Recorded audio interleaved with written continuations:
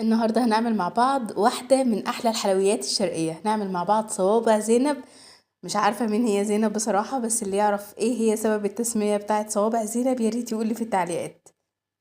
وصفة كده سهلة وبسيطة وسهل ان انتوا تعملوها في البيت، ما هي صعبة ولا اي حاجة، بس هي ليها شوية تركات لازم نمشي عليها عشان تطلع معانا مظبوطة وحلوة كده زي بره، ويمكن احلى كمان. اقول لكم في الفيديو ايه هي الحركات اللي انتوا ممكن تعملوها عشان ما تتنفخش معاكم وتطلع لونها حلو ومقرمشة زي اللي بنشتريها. تابعوا معايا الفيديو للاخر. لو لسه اول مرة تشوفوا القناة، انا فريدة، اعملوا لايك واشتراك ويلا بينا على الفيديو.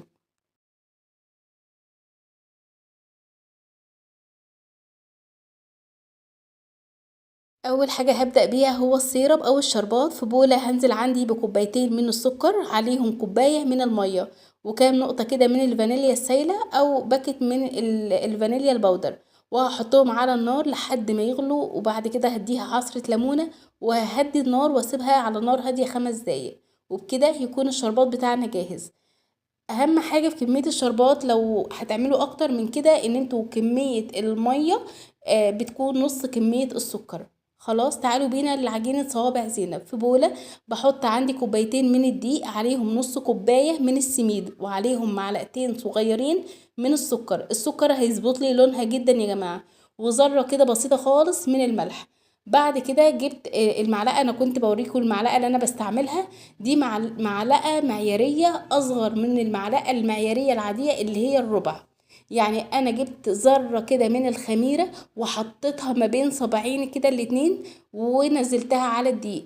الخميرة لو زادت في الوصفة دي يا جماعة هتتنفخ معاكم، وهيبقى ليها شكل غريب جدا، ومش هتبقى مقرمشة ولا أي حاجة، هتحسوا ان هي نقل على حاجة تانية. خلاص يعني الخميرة كده زي ما انتوا بتجيبوا ذرة الملح ما بين ايديكوا، انتوا هتجيبوا ذرة خميرة حاجة كده لا تذكر. خلاص انا بس بحط ذرة الخميرة دي عشان العجينة بتاعتنا ما تكونش مكتومة. بعد كده بحط المادة الدهنية 3 معالق معيارية اللي هي المعلقة الكبيرة من الزيت. خلاص انا في الوصفه النهارده استعملت على فكره الاكواب المعياريه والمعالق المعياريه عشان تكونوا عارفين. نزلت عليهم بعد كده بمعلقتين كبار من السمنه، برضو استعملت نفس المعلقه المعياريه. لو مش عندكم سمنه تقدروا تستعملوا ال5 معالق كلهم زيت، ممكن تستعملوا ال5 معالق كلهم سمنه، بس الافضل ان انتوا تعملوا مزيج ما بين الزيت وما بين السمنه عشان يظبط القرمشه بتاعتها. خلاص لو استعملتوا السمنه هتبقى مفروله قوي وناعمه قوي زياده عن اللزوم، ولو استعملته كلها زيت هتكون مقرمشة جدا. خلاص هقلب كده كويس جدا الدقيق يعني المواد الجافة دي مع السمنة. الاول انا بقلب كده بالاستاتيولا، وبعد كده بنضف الاستاتيولا من اي عجين واي مادة دهنية، وببدأ ان انا ابسها كده بايدي، يعني بمسك كده الدقيق مع المواد الدهنية واقعد افرك كده فيه بايدي يا جماعة كأني ببس كحك. مهم جدا ان انا اقعد اغلف كده كل حباية من حبايات الدقيق والسميد بالسمنة، يعني هتعملوا كده زي ما انا بعمل. خلاص كده الخطوة دي مهمة جدا، هتفرق معايا خالص في القوام بتاع صوابع زينب. ادوها حقها، يعني كل خطوة احنا بنعملها لازم تدوها حقها. شايفين انا لما بضغط عليها بس هي برضو يعني هي خلاص كده اتغلفت كويس بالسمنة، بس برضو في نفس الوقت ما بقتش عجينة. بعد كده بجيب معايا نص كوباية من المية، ومهم جدا برضو ان المية تحطوها في الكوباية المعيارية، يعني انا نص كوباية من المية هعمل بيه الوصفة كلها. انا الاول حطيت نص الكمية بتاع المية وبدأت ان انا الم العجينة. طبعا انا في الوصفة النهاردة هحتاج كل كمية المية اللي هي كل كمية النص كوباية، بس انا الاول بحط كده جزء جزء عشان انا مش عارفة الدقيق هيمتص سوائل اكتر ولا مش هيمتص سوائل اكتر. طبعا احتاجت حطيت كمية المية، وبرضو سبت معلقة كده صغيرة فيها تمام، يعني برضو ما نزلتش بقية النص كوباية. انتوا كمان نص كوباية المية هتخلوه جنبكوا، هتنزلوا منه كده ايه شوية بشوية. عجينة صوابع زينب بتكون طرية، لكن في نفس الوقت بتكون متماسكة وصلبة إلى حد ما، يعني ما بتبقاش طرية قوي، بتبقى متماسكة بس مش ناشفة، فاهمين؟ عاوزة اقول لكم برضو انه في اغلب انواع الدقيق اللي انتوا هتستعملوه، انتوا هتستعملوا النص كوباية من المية. بلاش تزودوا عن نص كوباية مية. لو زودتوا مية العجينة مش هتظبط معاكم ومش هتاخد الشكل اللي احنا بنشوفه في الاخر. يعني حتى لو هي اخدت الشكل بعد التشكيل، لما تيجوا يعني تدخلوها الزيت وقت التسوية، الشكل ده هيروح خالص وهتبقى مش حلوة وهتبقى يعني زي المعجنة كده معاكم. انا هنا كان في حاجة بسيطة كده في الكوباية، تقريبا معلقة صغيرة، حطيتهم برضو. وهفضل اضغط كويس جدا على العجينة لحد ما تمتص كمية المية بتاعتي كلها اللي انا دخلتها. خلاص كده يبقى كمية المية اللي انا استعملتها هي نص كوباية، نزلتهم على مراحل. مهم بقى ان انا اقلب كده العجينة كويس واعجنها كويس لحد ما تتماسك واحس ان كلها بقت عجينة واحدة، مش حتة معجونة وحتة تانية، لا. خلاص يعني ادوها حقها كده في الوقت ده. عجينة الصوابع مفروض تكون بنفس القوام ده. هي متماسكة لكن في نفس الوقت طرية، لكن مش طرية الطراوة اللي تخليها تلزق في ايدي. تمام. بسيبها كده بس مدة 5 دقايق ان هي ترتاح، هي مش هتخمر ولا حاجة. زي ما قلتلكوا ان انا حاطة فيها ذرة من الدقيق، هسيبها بس على جنب اغطيها بحاجة ولمدة 5 دقايق مش اكتر من كده. بعد كده بجيبها قدامي كده على سطح الرخامة وببدأ ان انا افرد فيها بايدي. ممكن بقى تسيبوها في نفس البولة وتقطعوا قطع صغيرة بقطع صغيرة، وممكن تفردوها زي ما انا بعمل كده وتقطعوها بسكينة او بأي حاجة حادة عندكم، بحيث ان انتوا تقطعوها بالتساوي يكون كل صابع نفس الحجم.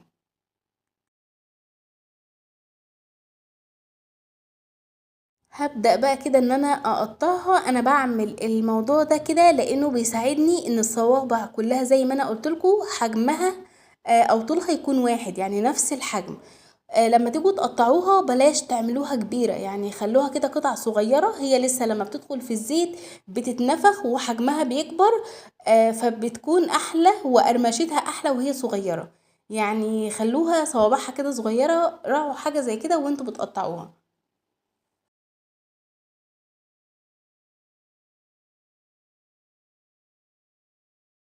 باخد بقى كده كل قطعة من القطع دي وببدأ ان انا اعملها كده ما بين ايدي، اعملها كده صوابع صغيرة. حجمها حلو قوي كده ومناسبة، يعني ما تحسوش ان هي صغيرة ولا حاجة. لا، هي لسه هتدخل الفرن وهتتنفخ معانا.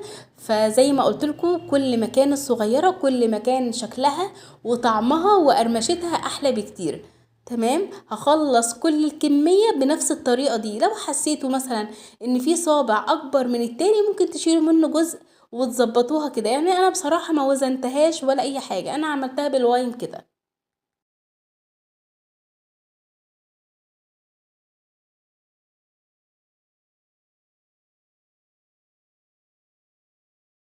خلصت هنا كل كمية صوابع بالشكل اللي انتوا شايفينه ده. ما شاء الله كوبايتين دي عملوا لنا كمية محترمة.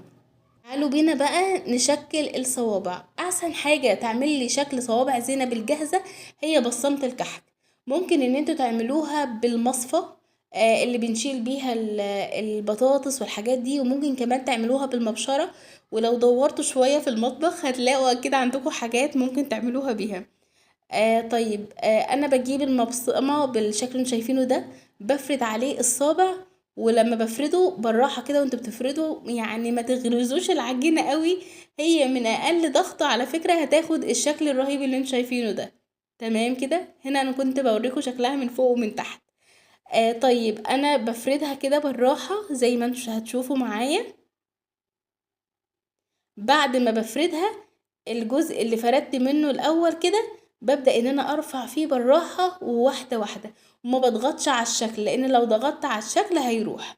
خلاص. وبلف كده يا جماعة لحد ما بوصل للاخر. وده شكلها بجد رهيب، حلو قوي. وكمان بيبان شكلها على فكرة بعد التسوية. صوابع زينب من الحاجات اللي ما ينفعش اسيبها خالص ان هي تتخمر، لا وقت لا بعد ما بصبعها ولا بعد التشكيل، عشان نكون متفقين.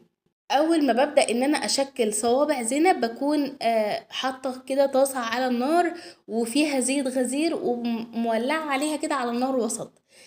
ليه نار وسط مش نار عالية؟ لان انا عايزة لما ادخل الصوابع تكون الزيت يكون ساخن، وفي نفس الوقت مش عاوزاه ساخن قوي عشان الصوابع ما تاخدش لون وتبقى من جوه نية مش مستوية. خلاص، يعني مهم جدا ان هي النار تكون وسط، يعني اول ما انزل الصوابع تعمل البقبقة الخفيفة اللي حوالينا.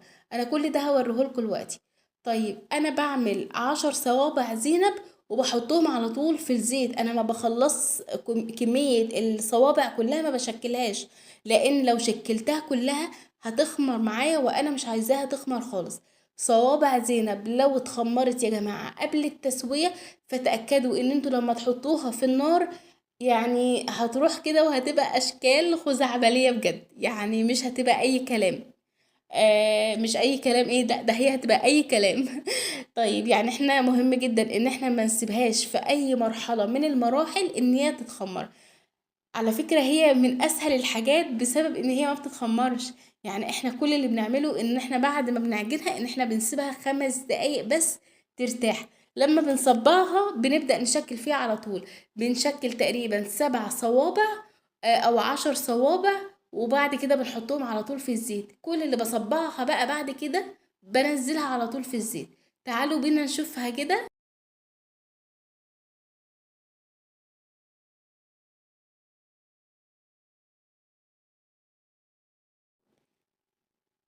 لو تلاحظوا ان انا اول ما نزلت الصابع، ممكن عشان الصينية او الطاسة بيضة فالبقبقة باين حاجة بسيطة، يعني اعتقد ان هي دلوقتي بانت. لما بنزل الصوابع انا عاوزة بقبقة بسيطة كده حواليها بالشكل اللي انتوا شايفينه ده. وتلاحظوا برضو ان اول واحدة انا حطيتها بدأت ان هي تنتفخ شوية وحجمها يزيد. تمام. طبعا يا جماعة بنوه تاني ان انا مزودتش خميرة، هي رشة بسيطة قوي ما بين صباعيني كده الاتنين وحطيتهم. اقل من ربع المعلقة بجد يا جماعة. انا حطيت اقل من ربع المعلقة عشان الصوابع بتاعتنا بس ما تكونش مكتومة. ف يعني بلاش ارتجال ونزود خميرة خلاص كده. انا بحط الصوابع على طول في الزيت. كل بقى ما بعمل صابع بعد ما يعني حطيت الكمية اللي انا عملتها معاكم، كل ما بقيت ان انا اعمل صابع اقوم منزلاه على طول في الزيت. ما بسيبوش ان هو يخمر. لو سيبته يا جماعة بره الشكل ده بيروح معايا خالص في الزيت، ما بتحتفظ بنفس الشكل اللي احنا عملناه. خلاص كده. وطبعا حجمها بيبقى اوفر وبتفرشح كده مننا، بتبقى عامله كانها زي حته العيشه زي الدوريتوس كده. ماشي، لكن احنا عاوزينها تبقى محتفظه بنفس الشكل كده زي ما انتم شايفين. وهي بس بتزيد حاجه بسيطه، بتتنفخ حاجه بسيطه قوي، وبتفضل محتفظه بالشكل بتاعها وبنفس التشريحات اللي احنا عملناها اللي هو التشكيل بتاعها. طبعا بقلب فيها بقى كده بحاجه صغيره. خلاص كده. وببدأ اقلبها فوق وتحت يمين شمال، عايزاها كلها تاخد يعني اللون الموحد من كل الاتجاه. مش عاوزة حتة تبقى غامقة وحتة تبقى فاتحة، فحاجة زي كده خلي بالكم منها. طيب تلاحظوا برضو ان هي حجمها كلها ارتفع ما شاء الله. وكل ما بخلص حاجة بحطها في الزيت. انا بأكد عليكم المعلومة دي، الواحدة اللي تعملوها وتشكلوها ارموها على طول في الزيت يا جماعة. خلاص، كل ما قعدتش بره الزيت كتير كل ما كانت حلوة قوي زي بره. بفضل بقى اقلب فيها كده لحد كلها ما تبقى لونها واحد، يعني انا عاوزة فوق زي تحت.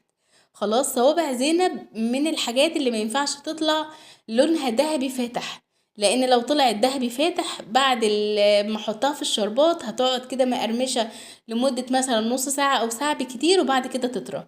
فهي لازم اطلعها وهي لونها ذهبي غامق شوية، زي بلح الشام كده اللي احنا عملناه بكل التركات كده. تمام. طيب في الوقت ده لما بتبقى لونها ذهبي فاتح انا بهدي النار عليها شوية عشان التسوية بقى بتاعتها تبقى مقرمشة كده وحلوة على الهادي كده. خلاص. اللي بلاقي اللون بتاعها بقى ذهبي كده غامق وحلو بشيلها. يعني خدوا بالكم من حاجة زي كده، ما تسيبوهاش ان هي مثلا تغمق زيادة وتخرجوا كله مع بعض، لا. احنا اللي لونها ظبط معايا بقوم اشيلها على طول يا جماعة. وطبعا بسيب اللي لونها فاتح زي ما هي ما بخرجهاش، تظبط معايا كده في لونها، بعد كده بقوم مخرجاها. يعني اللي بتظبط لونها وتبقى لونها ذهبي غامق زي ما انتم شايفين كده بخرجها، بسيبها تهدى شوية قبل ما احطها في الشربات. لو حطيتها في الشربات وهي سخنة هتعجن معانا، فخدوا بالكم من حاجة زي كده.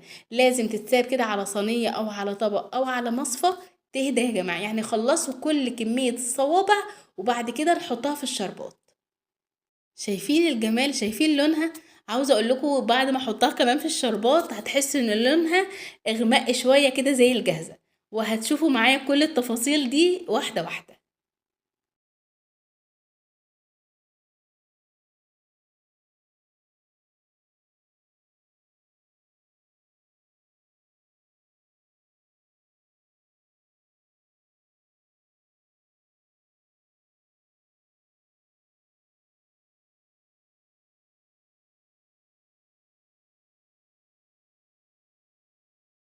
انا عاوزة برضو انوه في حاجة، صوابع زينب ما شاء الله ما فتحتش ولا فرشحت معانا في الزيت ولا اي حاجة، ومظبوطة جدا جدا. ولسه كل ده هيبان على فكرة في الاواخر، هتشوفوا قد ايه هي ناجحة جدا جدا. وبرضه باكد ان انا كل ما بشكل واحدة بحطها على طول في الزيت مع التقليب المستمر من فوق وتحت. شايفين بقى الجمال؟ في احلى من كده؟ طبعا احنا لسه ما حطيناهاش في الشربات، يعني هي واخده اللون الحلو ده ولسه ما حطيناهاش في الشربات. لكم بقى انت تخيلوا، اسمعوا بقى صوت القرمشه بتاعتها رهيب.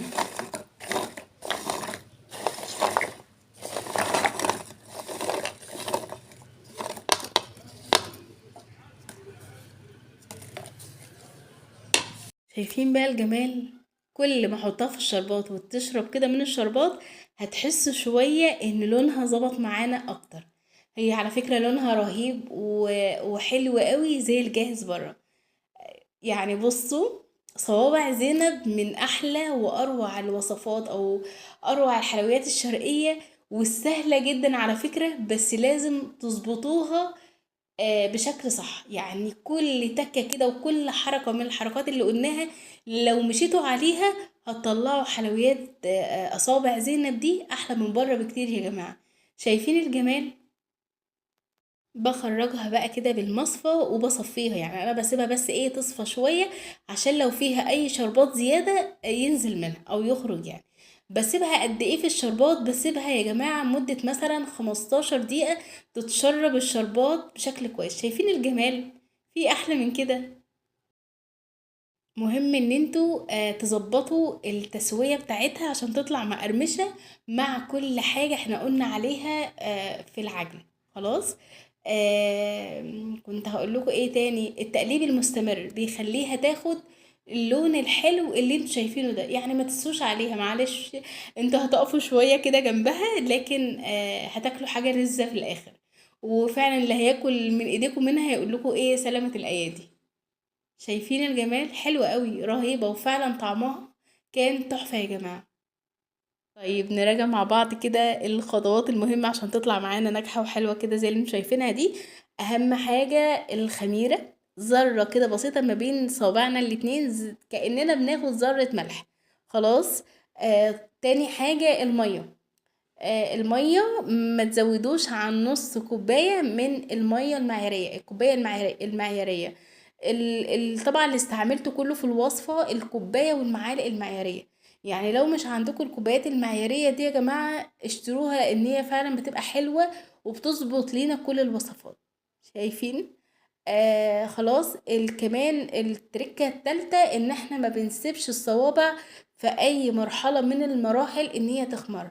انا كل اللي بعمله ان انا بعد ما بعجنها بسيبها 5 دقايق بس مش اكتر ترتاح، بس مش اكتر. بعد كده انا بصبعها، ما بسيبهاش تخمر. بشكل عدد بسيط زي ما قلت لكم 7 صوابع او 10 صوابع بالكتير قوي، وبحطها على طول في زيت ساخن. خلاص كده يا حلوين. قلت بقى انا هرصها واخليها كده شكلها لطيف وحلو، لقيت الموضوع متعب وكتير، ولا ما عنديش خلق يا جماعه بصراحه. فقمت كده منزلاها على طول بالمصفى في الطبق وظبطتها كده، وكانت بالجمال اللي انتوا شايفينه ده. شايفين الحلاوه؟ يعني حاجة بسيطة خالص، كوبايتين دي عملوا لنا كل الجمال ده.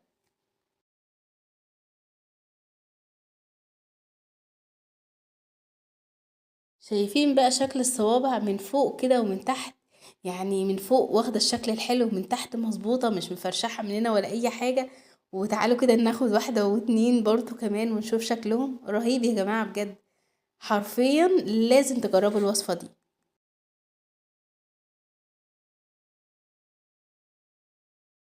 شايفين بقى لما بنيجي نكسرها باين عليها ان هي مقرمشة جدا، وفي نفس الوقت كده تحسوا ان هي زبدة كده من جوه، مش زبدة اللي هي طرية معجنة، لا هي مستوية جدا لكن ناعمة ما شاء الله، وتحسوا ان فيها زي المورقة كده. رهيبة يا جماعة بجد، ولازم لازم تجربوها. شايفين شكلها من فوق ومن تحت بجد حلوة قوي. زي ما قلت لكم ان هي من اسهل الحلويات الشرقية، بس كام تركة كده لو غلطتوا فيهم او استهونتوا بيهم فمش هتنجح معاكم الوصفة. الفيديو بتاعنا خلص، اتمنى من كل قلبي لو لسه ما اشتركتوش في القناة ضروري لازم تشتركوا عشان يوصل لكم الفيديو بتاعنا قبل اي حد. اشوفكم ان شاء الله على خير في فيديو جديد. باي باي.